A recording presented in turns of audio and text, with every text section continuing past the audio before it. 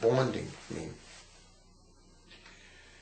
Bonding is the emotional attachment that a parent forms to its newborn infant, and that is a feeling that is very, very important for the mother and the father to be able to care for their child.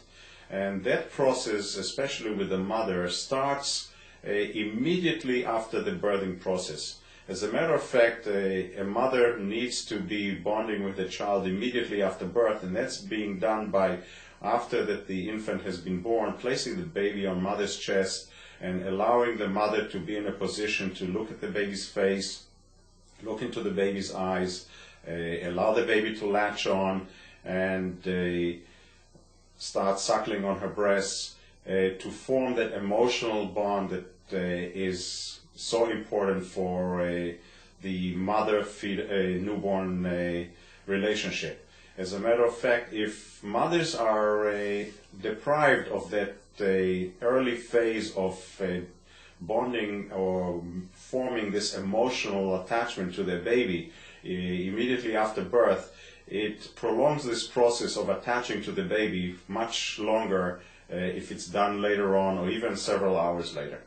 The better the nursery you have a kid in, the more they'll encourage bonding and presence of the mother in close contact with the baby. Is that true? Absolutely. It is much healthier for the mother and the baby to be in a position where they are either having access to the baby all the time, or even what used to be called rooming in, when the baby is next to the mother in the room itself, where the mother can constantly be there to care for the baby, feed the baby when the baby needs to be fed, and form a very close physical contact with the baby, which will be easy if the mother is there right next, or the baby is right there next to the mother, and the baby can basically be touched and hugged and caressed and looked at the mother or by the mother on a constant basis. If you choose an obstetrician, the first question you should ask them, what's the process after the baby is born?